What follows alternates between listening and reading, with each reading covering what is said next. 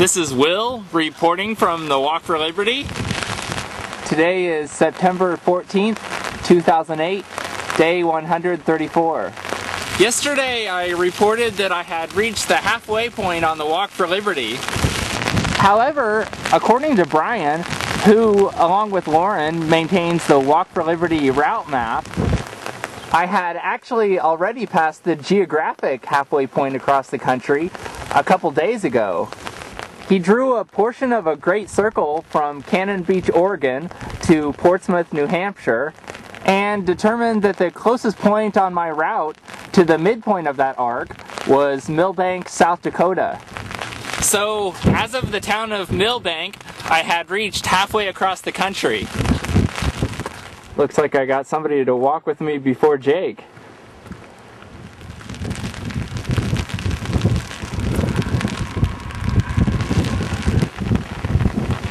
This dog now has been following ahead of me for probably 3/4 of a mile to a mile. She ended up following ahead of me for about 1.25 miles, but then she ran off in another direction.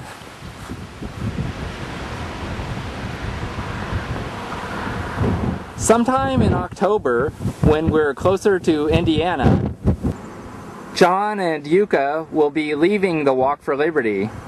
John has recently discovered his mission in life, which he says is to travel the world and help motivate people to experience world travel and to do volunteer work. He'll also be starting a blog on that subject, but he's not ready to launch it yet. You can email him at john@walkforliberty.com if you'd like more information, or so he can let you know when it starts. Anyway, the reason why he's leaving the Walk for Liberty before we arrive in New Hampshire is that we'll be getting there later than I had originally anticipated, and because he's obviously eager to prepare for and start on this new phase of his life.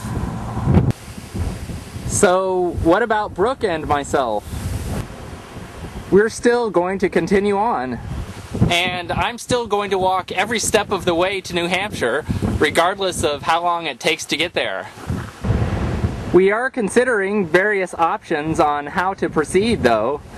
First, we're planning on asking Brooke's brother Adam to join us. If he does, then we can more or less continue the way we've been going all along. However, if he decides not to, then we're considering other possibilities. The first group of options centers around keeping our RV. We could then either get a trailer to tow our Subaru behind, or I've heard of services which link together people who want to ship their car to a particular location with someone who wants to travel there anyway, and then the person just drives the car to that place. Or we could just sell our Subaru. So then if we just had the RV by itself, Brooke would drive it along by herself as I was walking. Or we could get a motorcycle or scooter, which Brooke could use to shuttle me back and forth to the RV. And then we would attach it onto the back of the RV while it was being driven. Although Brooke would have to be able to do the attaching and detaching by herself.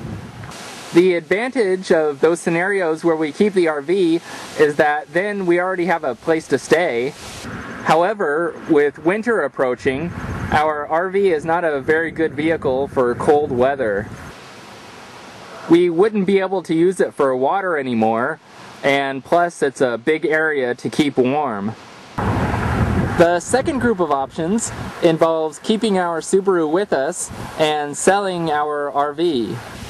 We could then either use our Subaru as a mini RV, sleeping in it at night, or perhaps buy a mini trailer to tow behind the Subaru and sleep in instead. Or if we did decide to sleep in the Subaru, we could have the option of sleeping in hotel rooms if it got too cold. The advantage of that group of options is then we don't have the aforementioned RV cold weather problems to deal with. However, the disadvantage is that the end of the summer season is probably the worst time to be selling an RV. and we might not even be able to sell it for as much as we paid for it, even though it would be in better shape than when we bought it. The final option would be to get rid of both the RV and the Subaru and buy a van which has been converted into an RV, also known as a Class B motorhome. That really would be the ideal vehicle for the two of us and Jake. Not only is it a much smaller, more manageable vehicle than our current 30-foot RV, but also it's much better suited for the upcoming cold weather. The biggest disadvantage with that scenario is the logistics of getting rid of two vehicles and buying a third. So anyway, those are all the primary options that we've come up with. If anyone else can think of any others, please don't hesitate to contact me. And like I said before, whatever we end up deciding, I'll still be finishing my walk for Liberty to New Hampshire.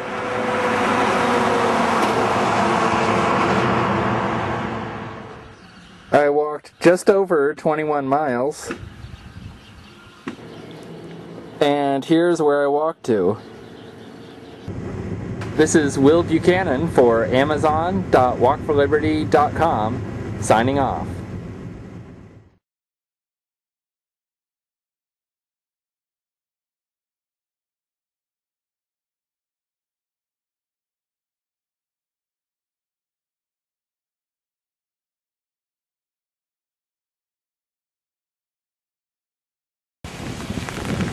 Shoes and cell phones. What a combination.